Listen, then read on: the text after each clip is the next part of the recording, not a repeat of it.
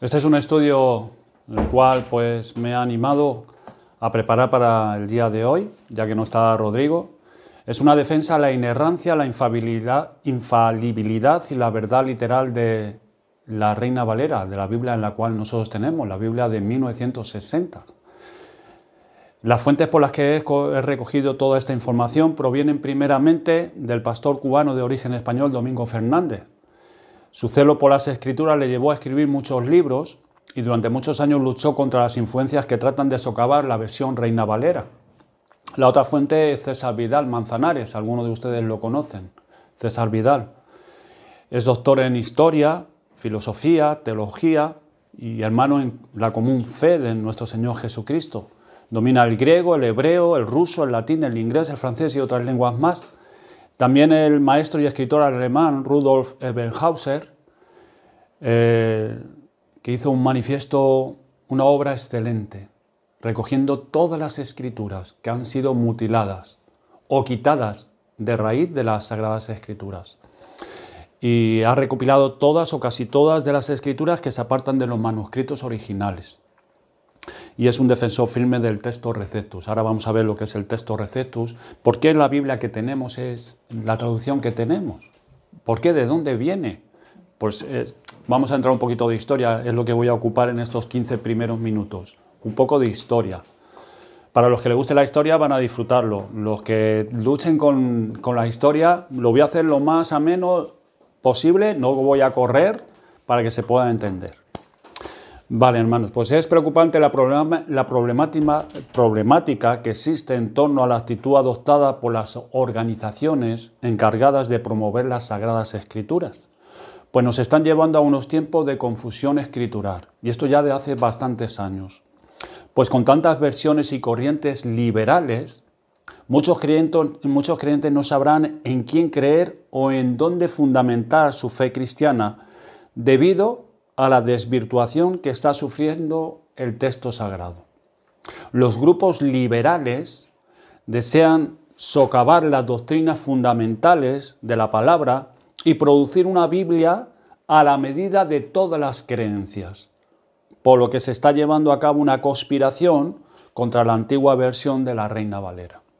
El término liberal, cuando nos referimos a liberales, no se refiere a un partido político, sino a una corriente permisiva y modernista dentro de la teología cristiana que trata de juzgar la veracidad de las Escrituras, de los milagros y de la misma existencia de Dios mediante el razonamiento humano y filosófico.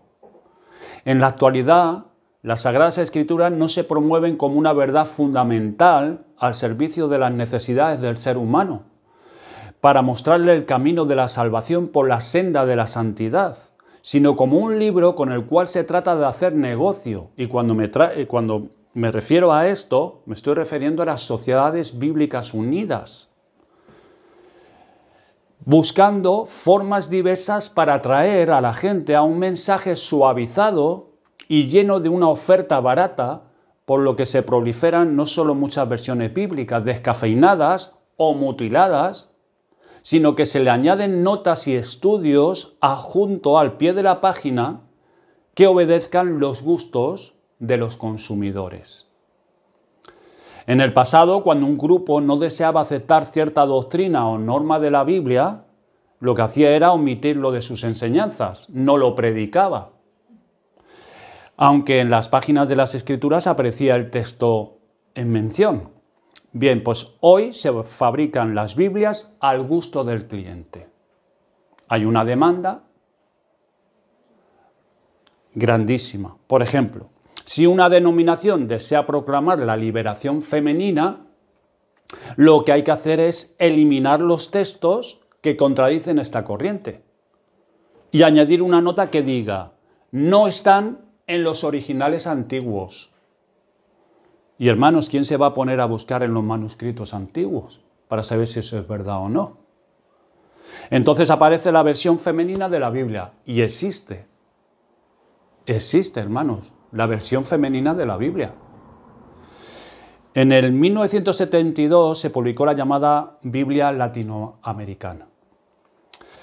Esta versión, traducida por sacerdotes católicos sudamericanos que simpatizaban con Carlos Marx, trataron de que la Biblia ayudara a los movimientos marxistas. En el 1979 surgió la luz de la versión Dios habla hoy. Todos la hemos oído, esa versión. Para la traducción de esta versión se asociaron el Vaticano y la Sociedad Bíblica Americana. Los traductores católicos y evangélicos se tomaron la libertad de sustituir y cambiar a medida de su liberal deseo muchos textos. Atribuyen, por ejemplo, al agua del bautismo virtud regeneradora, pero no solamente los católicos, también evangélicos. Eliminaron del Antiguo Testamento la palabra Satán, que aparece en el texto original 18 veces. La divinidad de Cristo sale muy mal parada en esta versión. En lugar de presentarlo como hijo de una virgen, lo presentan como hijo de una joven. Y donde el profeta Miqueas habla de la eternidad de Cristo, esta versión dice que desciende de una antigua familia. Fíjense. En el primer siglo de la era cristiana existía el Antiguo Testamento hebreo compuesto de 39 libros. El Antiguo Testamento en griego se componía de 54. Habían agregado 15 libros apócrifos. ¿Qué significa apócrifo? Libro apócrifo es libro no inspirado por Dios. Pues bueno, en el Antiguo Testamento griego lo agregaron 15 más. Está Macabeo, Judith, Tomás, que no son libros inspirados. Y los samaritanos tenían un Pentateuco que no coincidía con el de Jerusalén. Esto era en el primer siglo de la era cristiana, ya llegando al segundo siglo. Tal situación preocupó a los escribas piadosos y respetuosos de las Sagradas Escrituras y decidieron tomar medidas para la preservación del texto original del Antiguo Testamento. Y acordaron adoptar un texto, un manuscrito fijo, normativo y autorizado de los libros del Antiguo Testamento. Aquel manuscrito de todo el Antiguo Testamento vino a llamarse texto masorético. Y los defensores o preservadores de aquel manuscrito vinieron a llamársele masoretas. Los masoretas asumieron la responsabilidad de sacar copias de las Sagradas Escrituras del Antiguo Testamento y para evitar errores contaron las palabras de cada libro y después de copiar un libro contaban las palabras de cada copia para estar seguros de que no habían omitido ni añadido palabra a la copia. O sea que no habían escrito más libros de los que eran el canon. Hasta el día de hoy, el texto masorético se reconoce como el más fidedigno y digno de confianza de todos los manuscritos que existen del Antiguo Testamento. Y debemos agradecerle a los masoretas su piadoso celo por la preservación y pureza del texto original del Antiguo Testamento, porque es lo que tenemos hoy. Casiodoro Reina, tu Biblia, si es Reina Valera de 1960, Casiodoro Reina tradujo los libros del Antiguo Testamento masorético, se basó en ese libro fidedigno, la cual es la fuente más confiable que existe hasta el día de hoy. Y en cuanto al Nuevo Testamento, Casiodoro Reina también lo tradujo de un manuscrito conocido como Texto Receptus, llamado también texto bizantino, que era reconocido generalmente como el texto manuscrito más fiel a los originales del Nuevo Testamento. Y desde el tiempo de la Reforma hasta finales del siglo XIX, todas las traducciones protestantes de la Biblia, como por ejemplo la de Lutero, la Biblia original de Zurich, la Biblia del rey Jaime, conocida como la King James, tú que has estado en Inglaterra, es una Biblia que es como aquí la Reina Valera en España. Bueno, pues todas estas, incluso la Reina Valera en España y otras, para el Nuevo Testamento se basaban en un mismo texto griego, llamado texto receptus, texto recibido o aceptado por todos. Eso es lo que significa el texto receptus. Y este había sido publicado por primera vez en el año 1516 por el erudito Erasmo de Rotterdam. Ya conocen ustedes, ¿no?, la historia de Erasmo de Rotterdam. Todos los reformadores recibieron este texto como dado por Dios y fiable. Él fue el que hizo, el inventor de la imprenta. Él fue el que hizo las primeras publicaciones. Pero también le aprobaron unánimes millones de creyentes de distintas convicciones. De modo que el texto receptus del Nuevo Testamento fue durante más de 350 años para todos los creyentes la base fiable e indiscutible de su fe, desde 1516 hasta el siglo XIX. ¿Y por qué digo hasta el siglo XIX? Porque con el siglo XIX ganó influencia la ciencia de la crítica textual. No se te olvide esta palabra, crítica textual, entre las iglesias y los teólogos.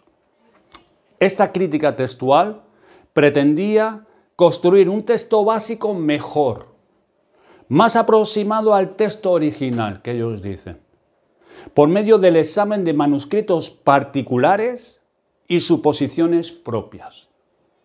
Al hacerlo se apoyaban en algunos manuscritos muy viejos que en numerosos pasajes se apartaban del texto recibido de la Reforma. Y algunos de los más conocidos críticos textuales del siglo XX son Westcott y Hort. Frente al texto receptus pusieron ediciones críticas del Nuevo Testamento griego, que contenían numerosas tachaduras y cambios de texto bíblico transmitido durante siglos. Al cabo del tiempo adquirió cada vez más importancia la edición del crítico textual llamado Eberhard Nestle, como Nestlé, pero sin el acento. Este era un crítico alemán. Y después de este continuaron su trabajo su hijo Erwin Nestle y luego Kurt Aland. La edición Nestle-Aland del Nuevo Testamento griego es hoy el texto estándar para teólogos y sociedades bíblicas. Ya no es el texto receptus, sino Nestle-Aland. Con la publicación de la English Revised de 1881, que debía sustituir a la Biblia King James de 1611, que sí se apoya en el texto receptus, por primera vez una gran traducción de la Biblia se basó en un texto básico crítico del Nuevo Testamento, compilado por la crítica textual, de Nestle-Aland. Pero esta revisión halló poca aprobación entre los creyentes ingleses. Hasta 1912, en Alemania, la Biblia de Lutero aún se basaba íntegramente en el texto receptus. En 1912 solo se cambiaron algunos pasajes. La incursión de la crítica textual vino con la revisión de 1956 de esta Biblia. Desde entonces la Biblia de Lutero por lo general sigue el estándar del texto crítico de Nestle-Aland. La Biblia alemana Schlatter de 1905 por lo general siguió el texto receptus y le conservó especialmente los pasajes espiritualmente importantes. Las traducciones y revisiones más recientes se basan casi exclusivamente en Nestle-Aland. En España las versiones Reina Valera de 1909 y la de 1960, la de 1909 es muy buena. Dicen bastantes personas, ¿no? Por ejemplo, César Vidal, algunos pastores que yo también he escuchado decir que es una de las mejores. Pero bueno, nosotros tenemos la 1960 que también es muy buena. Bueno, pues se apoyan casi totalmente en el texto receptus, mientras que las traducciones modernas como la de Dios habla hoy y la Biblia de las Américas presentan muchos de los cambios críticos por tomar el texto de Nestle-Aland como base. ¿Cuál es la finalidad de los intentos de la crítica textual? Pues hermanos, los intentos de la crítica textual en el fondo tienen la finalidad de derrocar la palabra de Dios como autoridad última y someterla al juicio de la sabiduría y ciencia humana. Y se basan en algunos manuscritos muy antiguos de Alejandría y Egipto. Estos manuscritos omitían muchas de las palabras testificadas en el 90% de los manuscritos de las Sagradas Escrituras. Sustituían otras por expresiones más oscuras y difíciles de comprender. Contenían numerosas contradicciones y faltas gramaticales. Y a estos manuscritos se les atribuyó una transmisión textual prácticamente libre de errores y neutral. Pero es un error muy grande. Porque ¿quiénes escribieron esos manuscritos de Alejandría y Egipto? Pues bajo el ropaje cristiano, en el primer siglo, segundo siglo, el gnosticismo, entre otras cosas, causó una devaluación del Antiguo Testamento, interpretándolo de forma alegórica y figurada. Un ejemplo, Jonás, eso es una fábula, según la crítica textual, porque ningún hombre se puede meter en un vientre de una ballena. Por ejemplo, solo una de estas que ahora mismo me viene a la mente. Los gnósticos negaban que Jesucristo es Dios con la misma naturaleza que el Padre. Negaban que Él es desde la eternidad el Hijo de Dios y se hizo hombre verdadero. Y negaban su muerte en la cruz como sacrificio expiatorio. Para los gnósticos, Cristo es un ser angélico creado, que nunca se hizo realmente hombre y no podía morir en la cruz por los hombres. Muchas herejías horribles sobre la persona de Jesucristo que caracterizaron la historia temprana de la Iglesia tienen que ver directa o indirectamente con la influencia dañina del gnosticismo cristiano y de la filosofía griega. Se puede decir que Orígenes, año 185, fue el primero que practicó la crítica textual en el sentido científico moderno. Por eso los críticos textuales del día de hoy le aprecian tanto a Orígenes. Orígenes estaba muy influenciado por la filosofía griega. La crítica textual no considera el Nuevo Testamento como palabra de Dios, sino como un documento de la antigüedad, como otros más, que se pueden tratar con el bisturí científico de igual manera que los manuscritos de las obras de Homero, Platón, Aristóteles, de igual manera. Los críticos textuales dicen que lo que se hallaba en el texto original del Nuevo Testamento lo han de averiguar solamente algunos eruditos por medio de conclusiones racionales. La versión popular, hoy en día, constituye una versión de las Escrituras que debe calificarse con toda justicia de alterada y mutilada. Y así debe ser porque a lo largo de sus páginas han sido cambiados y mutilados docenas y docenas de textos pertenecientes a la Biblia. Dice el Señor en Apocalipsis 22, 18 al 19, yo testifico a todo aquel que oye las palabras de la profecía de este libro, si alguno añadiere a estas cosas, Dios traerá sobre él las plagas que están escritas en este libro. Y si alguno quitare de las palabras de este libro, de esta profecía, Dios quitará su parte del libro de la vida y de la santa ciudad y de las cosas que están escritas en este libro. Bueno, he podido 20 minutos, casi. Vamos ahora a considerar algunos ejemplos escogidos en el Nuevo Testamento, donde numerosos pasajes han sido mutilados por la crítica textual y difundida. No pretendo en esta mañana que realicemos una enumeración exhaustiva de todos los pasajes que han sufrido una tergiversación, sino únicamente señalar algunos de los más significativos. Y he agrupado los textos tergiversados en bloques temáticos. Y para facilitar su comparación, reproduciremos en primer lugar el texto de la Reina Valera, revisión 1960, vamos a leer la escritura.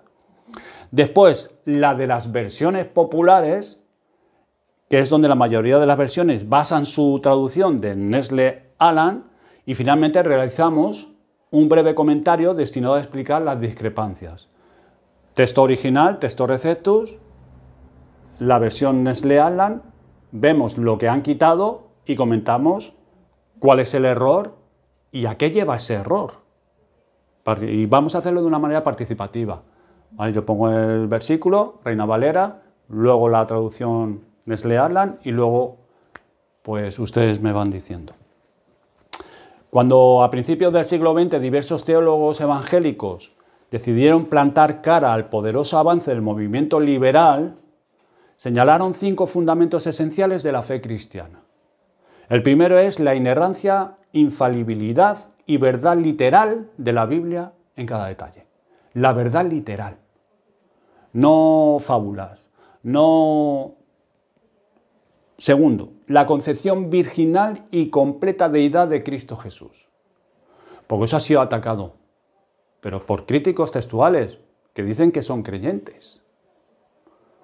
La resurrección física, esta es la tercera, la resurrección física de Cristo y de todos los muertos.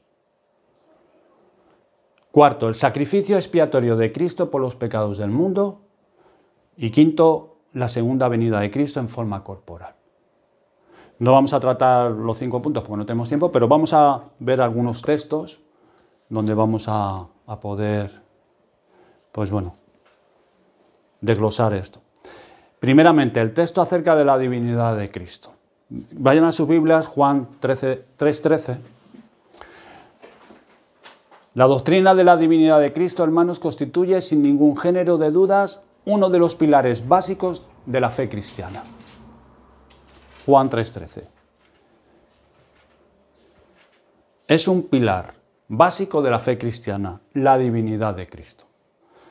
No es de extrañar por ello que la práctica totalidad de las sectas intente negarla totalmente o minimizarla, e incluso los teólogos liberales. Juan 3:13. Voy a leer el texto. Nadie subió al cielo sino el que descendió del cielo, el Hijo del Hombre, que está en el cielo. Está así, ¿no? Dice así el texto, ¿no? Vale, la NA, cuando diga NA es Nestlé Alan. La NA dice, nadie ha subido al cielo sino el que bajó del cielo, es decir, el Hijo del Hombre. ¿Qué error ven ahí? Que está en el cielo. Que está en el cielo, lo han suprimido. ¿Por qué? La omnipresencia, ¿no? ¿Qué piensan ustedes? Sí. Hombre, quita la omnipresencia de Dios que está en todos lados. Efectivamente, están haciendo un ataque. La NA suprime la referencia a que el Hijo del Hombre está en el cielo, es decir, que es omnipresente. Es Dios. Y por lo tanto Dios, efectivamente. ¿Ven el error? Lo han quitado. No les interesa. ¿Saben por qué? Porque no creen en ello. Y como no creen en esta verdad espiritual, lo omiten. Y se dicen que son creyentes. Es terrible, ¿eh? Esto va acorde a lo que estamos dando en la serie de sermones de la apostasía. Es que es una evidencia de la apostasía y la decadencia de la cristiandad. Es que están atacando un pilar esencial de la fe, la divinidad de Cristo. Es que si no, Cristo, según ellos, por lo que dan a entender, es que Cristo era un hombre solamente, un buen hombre, profeta. ¿Han visto el error? ¿Lo ven? Bueno, ¿quién omite esto? Pues la Biblia Jerusalén, que es una Biblia católica, la Reina Valera revisada, porque revisaron también la Reina Valera y han suprimido varias cosas. Dios habla hoy del año 92, también lo han omitido, y la Nueva Versión Internacional. Esas son las Biblias que lo han omitido. Vayamos a otra escritura. Juan capítulo 6, versículo 69.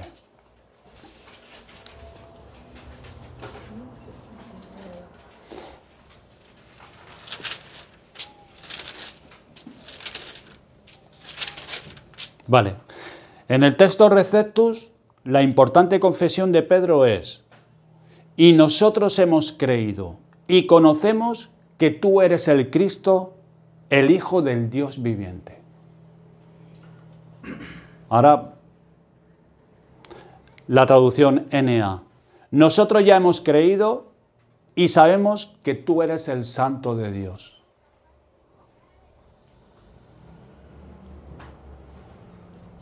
El conocemos, ¿no? ¿Cómo?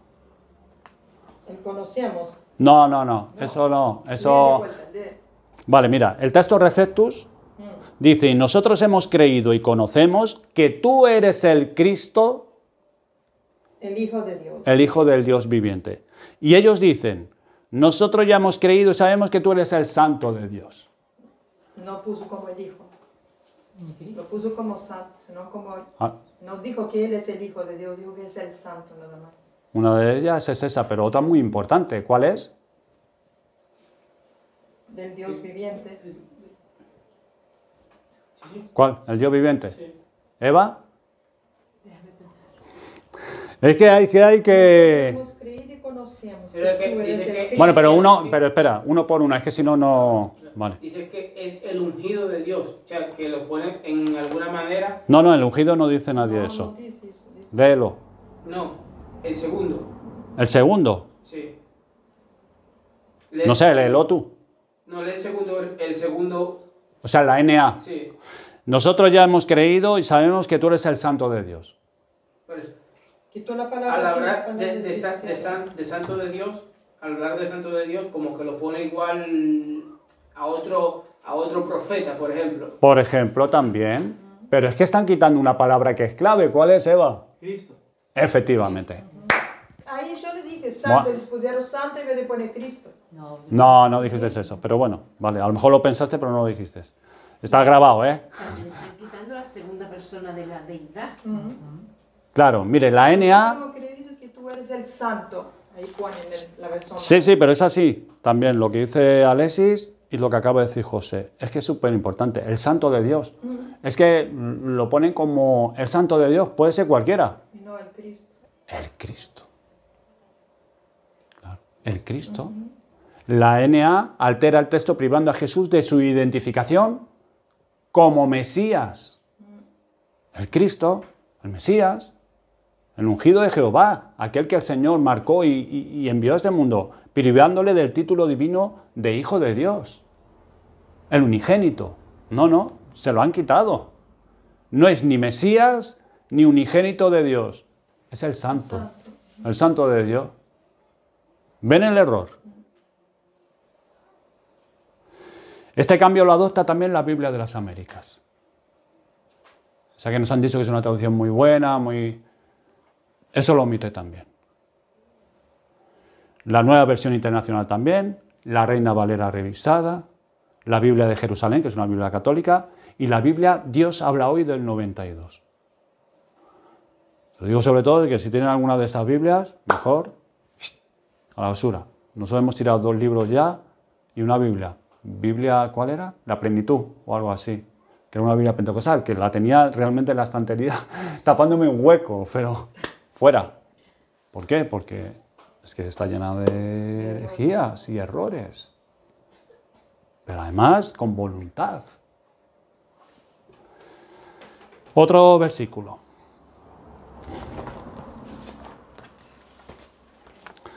Juan, capítulo 9, versículos del 35 al 38.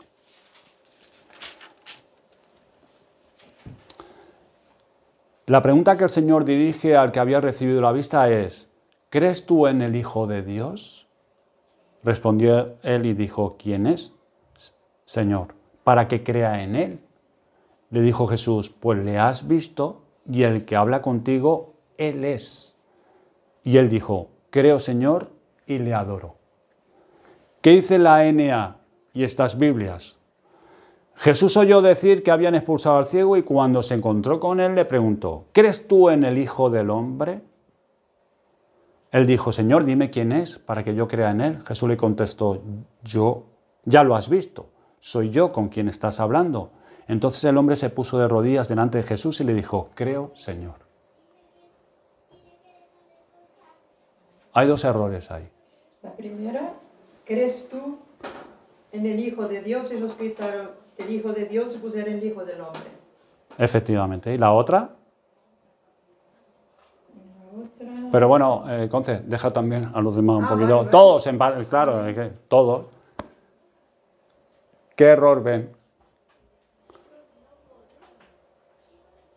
Si pudiese repetir. Bueno, repito la NA, porque tú tienes la Biblia, ¿no?, abierta. Bueno, me voy directamente. Dice: ¿crees tú en el Hijo del Hombre? Él le dijo: Señor, dime quién es para que yo crea en él. Jesús le contestó: ya lo has visto, soy yo con quien estás hablando. Entonces el hombre se puso de rodillas delante de Jesús y le dijo: creo, Señor.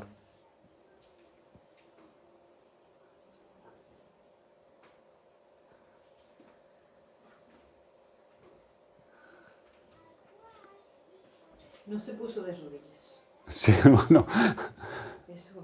Bueno, sí se puso. La NA, sí, dice: entonces el hombre se puso de rodillas delante de Jesús. Pero no le pone nada peor. Hermanos, dice: creo, Señor. ¿Y qué dice el texto? Creo, Señor, y le adoró. El texto Receptus dice: y le adoró. Nuestra Biblia. La NA lo omite. Yo creo que Eva también se quería referir a eso, cuando al ponerse de rodillas, que eso es lo que omitía después. No, bueno, ya decía que no decía que no se ponía de Pero rodillas. claro, Sí. Ah, vale. dice, Sí. se puso de rodillas, pero no dice que le adoró. Efectivamente. Sí, sí. No le adoró, lo han omitido. ¿Y por qué? Pues claro, la NA priva a Jesús del tratamiento del Hijo de Dios y además sustituye la referencia que fue adorado por la de que solo se le rindió homenaje. Se puso de rodillas, pero como que te pones delante de un rey o de un príncipe. Pero no le adoró. ¿Por qué? Lo omiten.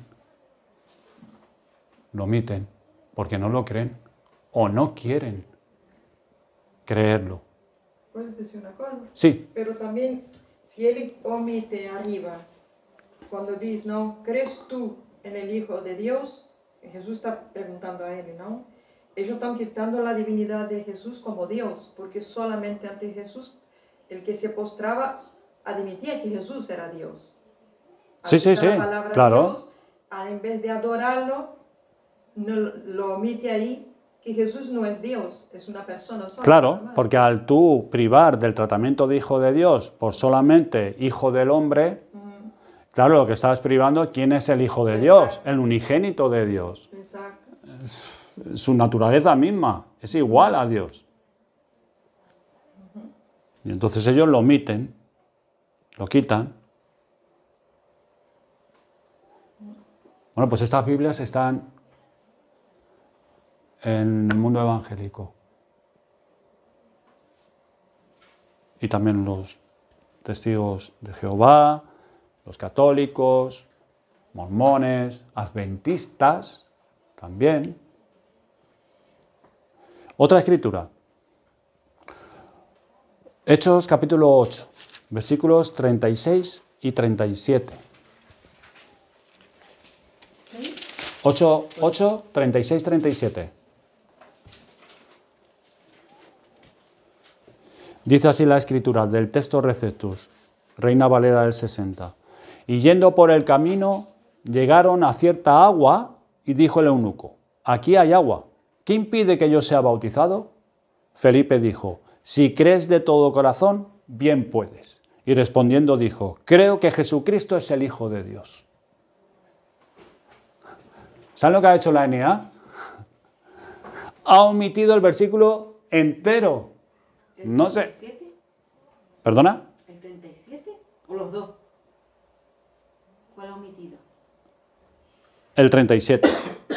El 37, perdón. Sí, sí, gracias, Eva. ¿Sabes lo que dice la NA? Solamente el versículo 36. Más tarde, al pasar por un sitio donde había agua, el funcionario dijo, aquí hay agua. ¿Hay algún inconveniente para que yo sea bautizado? Ya está.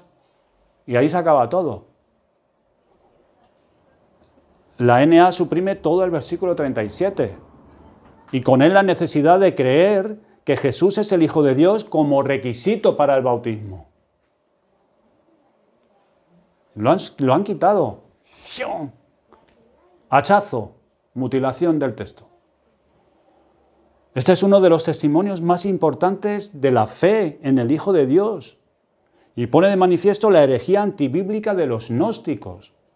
Y eso está en las Biblias evangélicas. Fíjese la influencia gnóstica, griega, en el mundo evangélico. Por ejemplo, fíjese, la versión Dios habla hoy del 92, podemos leer.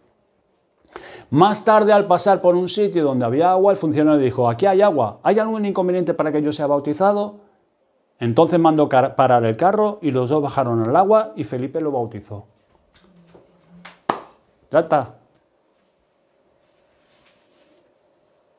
Ya está.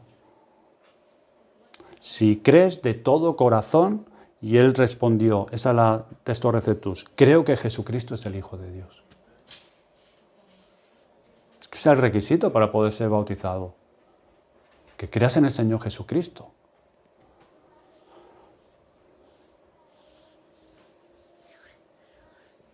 Estos son verdades espirituales y fundamentos bíblicos. Es que son esenciales para la salvación. Así está el mundo evangélico hoy en día, que cada uno cree una cosa. Vamos a ver, hemos visto por encima, claro, texto acerca de la divinidad de Cristo, pero fíjese el debilitamiento del testimonio de la redención y salvación por la fe en Jesucristo. Miren ahora, al igual que la divinidad de Cristo es una doctrina minimizada en la NA, la enseñanza sobre la salvación recibe un tratamiento especialmente desconsiderado. No solo se ha cambiado vez tras vez el verbo justificar por hacer justos, que esto lo tenemos muy reciente porque lo hemos dado, de que nosotros en ningún momento el Señor nos hace justos, nos justifica, pero no nos hace justos, lo que nos hace es santos.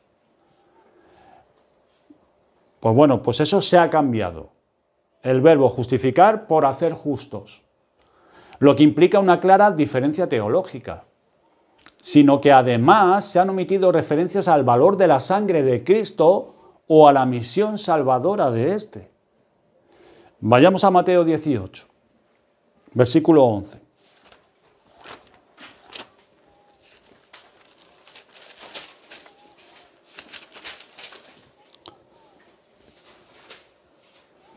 ¿Lo tienen? Vale, aquí el texto Receptus expresa esta afirmación importante. Porque el Hijo del Hombre ha venido para salvar lo que se había perdido.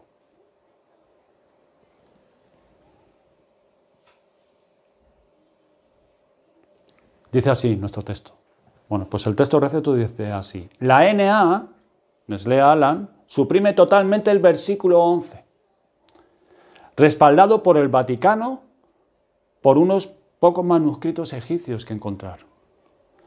Y las Biblias que lo omiten, este versículo, que no lo vas a encontrar en esa Biblia, es la Biblia de Jerusalén, Dios habla hoy, del 92, la Nueva Versión Internacional y la Reina Valera revisada. Lo omiten totalmente.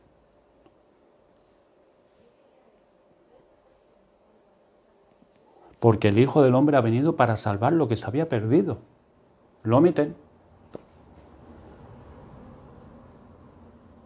Porque ¿quién está perdido? Si todos somos hijos de Dios. Según algunos. Colosenses 1:14.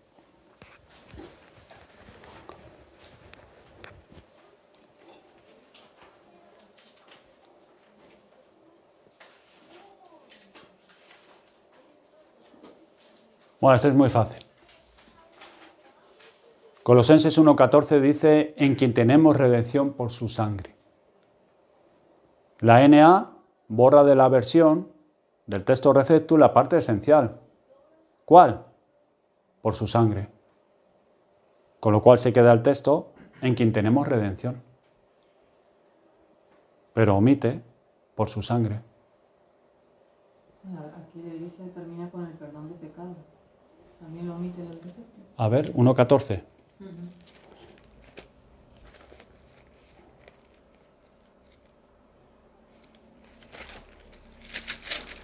No, eso no lo emite. No, entonces, déjeme leerlo yo. En quien tenemos redención por el perdón de pecados, dice la NA. En quien tenemos redención por el perdón de pecados. Pero ¿y la sangre de Cristo? ¿Y su expiación?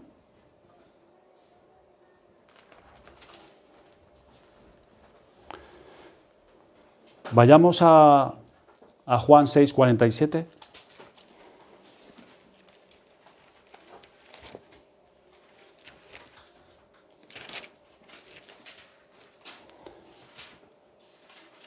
De cierto os digo, el que cree en mí tiene vida eterna. La NA dice, les aseguro, en quien cree tiene vida eterna. ¿Cuál es el error, José?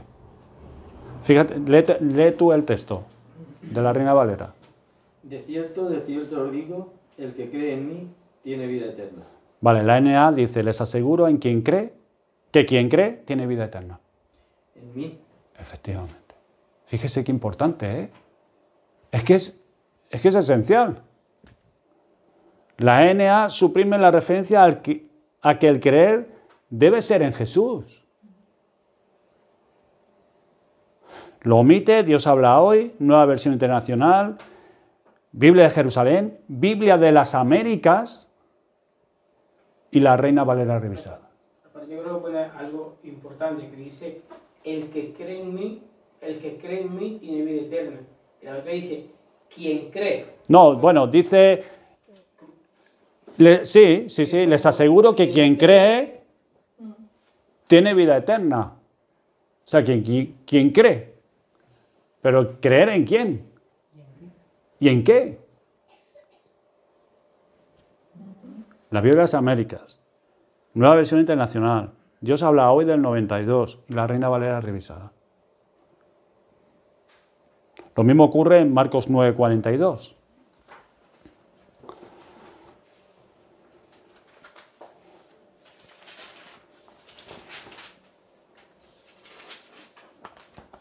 Dice, cualquiera que haga tropezar a uno de estos pequeñitos que cree en mí.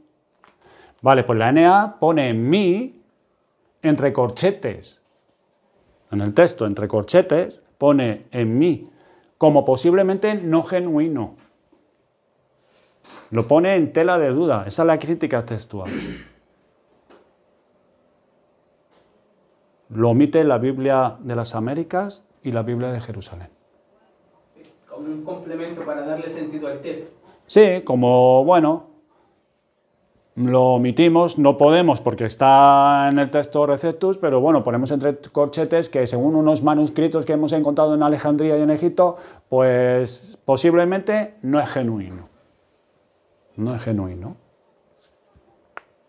En estos dos versículos que hemos visto, la fe bíblica en Jesucristo, por lo tanto, según Nestle Aland, es sustituida por una fe impersonal, general, como la pueden aceptar también las falsas religiones. Es una fe impersonal. Se cree en algo, pero no se sabe en qué ni en quién. Y así es como cuando tú hablas con personas. Ah, pero yo creo. ¿Pero en qué crees? ¿En quién crees? Ah, en Dios. En Dios. Yo creo. Yo creo que creo. Pero eso no es el creer bíblico. Hay que creer en Jesucristo. Lo que Él dijo de sí mismo y lo que Él hizo, lo que Él logró. Hermanos, no tenemos tiempo, son -4, quizás en otra ocasión podremos seguir. Hay muchas escrituras, pero muchísimas. Bueno, ahí tengo otra, una última ya. Mateo 9:13.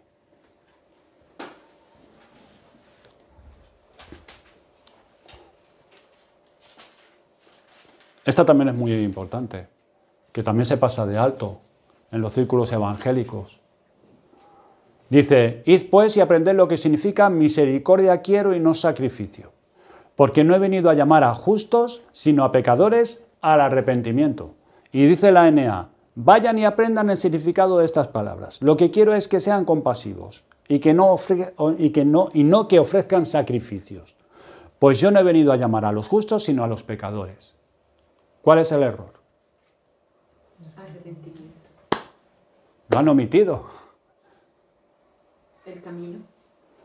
Claro, la puerta estrecha, que es la fe y el arrepentimiento, para entrar en la salvación. Lo han quitado. Lo han omitido totalmente.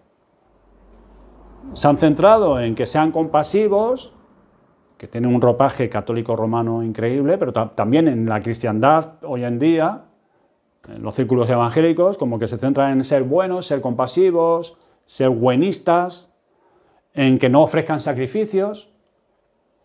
Como yo ya no tengo sacrificio ni imágenes en las paredes y soy buenista, pero dice, pues yo no he venido a llamar a los justos sino a los pecadores, ya está. Ya está, y como todos somos pecadores, pues ya está, todos somos salvos. Pero ¿y el arrepentimiento? No está. La NA suprime la referencia a que el llamado es al arrepentimiento. Arrepentimiento. Para concluir, hermanos, hay muchísimas escrituras más, pero no vamos a poder. Si hubiera que resumir en una sola palabra el objetivo que perseguían Westcott y Hort al elaborar su texto del Nuevo Testamento griego, posiblemente no existiría otra más adecuada que apostasía. Apostasía.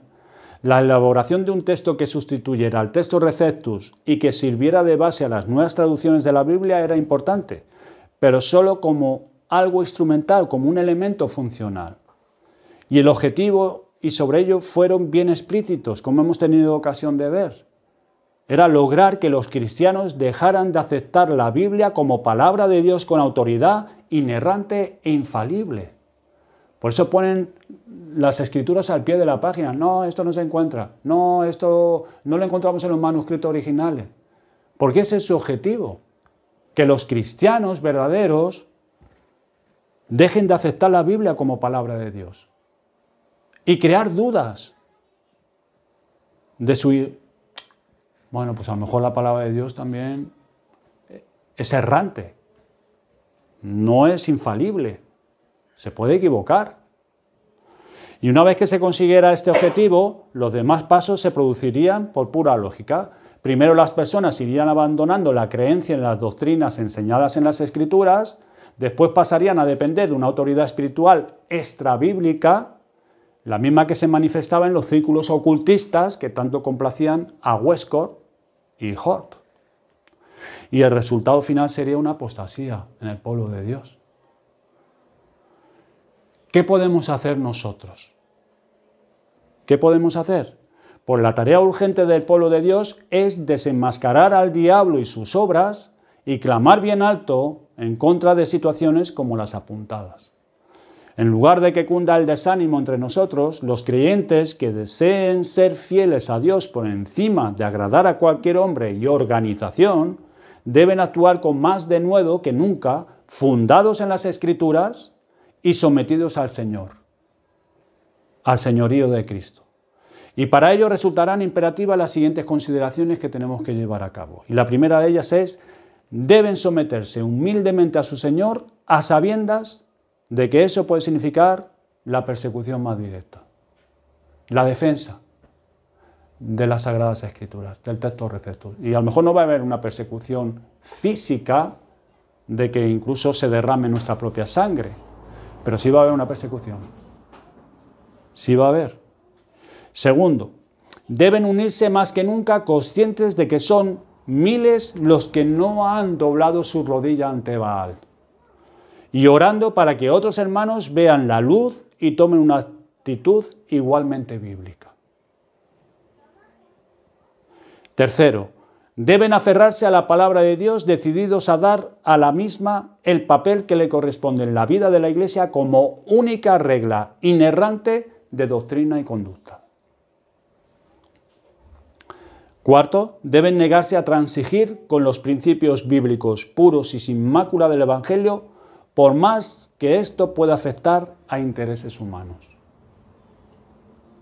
Y quinto, deben oponerse a toda unión organizativa con grupos o personas cuya teología no sea plenamente bíblica o cuya finalidad no sea meramente espiritual.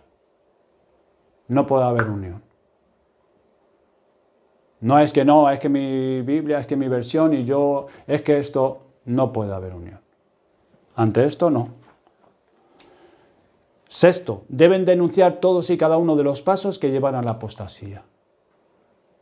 Y eso lo tenemos que hacer en amor, con compasión, orando. Y séptimo, deben esperar día a día la victoria final de su Señor. La respuesta de los creyentes fieles a la Biblia frente a la crítica textual y las Biblias modernas, influidas por ella, debería consistir en contar por fe con la conservación y la intervención de Dios durante la transmisión del texto verdadero del Nuevo Testamento. Entonces podemos aceptar, hermanos, hoy todavía el texto recibido de la Reforma como un texto dado por la providencia de Dios, ileso de todos los ataques racionalistas lanzados contra él desde el primer siglo. El Señor en su providencia ha guardado el texto Receptus para nosotros. A pesar de todas las corrientes modernistas liberales que han atacado los fundamentos de la fe cristiana, la palabra de Dios. Podemos atenernos a él sabiendo que Dios mismo ha puesto su sello visible de su aprobación y confirmación sobre esta transmisión que tenemos, que es el Textus Receptus. El fruto de las Biblias de la Reforma son innumerables almas salvadas y numerosos avivamientos genuinos obrados por el Espíritu Santo. La palabra que predicaron Whitefield y Spurgeon, Wesley, Jonathan Edwards, la palabra que llevaron a las naciones paganas hombres como David Livingstone o Hudson Taylor, era el Textus Receptus confirmado por Dios. Así que, hermanos, que los creyentes se apoyen con sencillez en la palabra de las Sagradas Escrituras guardadas por Dios y traídas por Él hasta nosotros y que se edifiquen por ella en esta época de apostasía de la fe recibida y en estos tiempos de seducción liberal y ecuménica. Y podemos defender esta palabra contra todos los ataques y dudas porque sabemos, como está escrito en el Salmo 119, versículos 80-90, para siempre, oh Jehová, permanece tu palabra en los cielos, de generación en generación es tu fidelidad. Y también el Salmo 33, versículo 4, porque recta es la palabra de Jehová y toda su obra es hecha con fidelidad. Esto es solamente algunos versículos que hemos podido ver. Pero tenemos que estar agradecidos al Señor que tenemos la Biblia tal como la editó, la tradujo Reina, Casiodoro Reina y Cipriano Valera, que fue el que luego la revisó unos años más tarde. Y esa es la lucha que tenemos, hermanos, la decadencia que hay, la gran apostasía. Y tenemos que defender las Sagradas Escrituras, lo que nosotros nos ha sido transmitido, defenderlo, y no podemos conformarnos con cualquier otra traducción y, bueno, no podemos. ¿Alguna cosa que quieran añadir? ¿Algún comentario?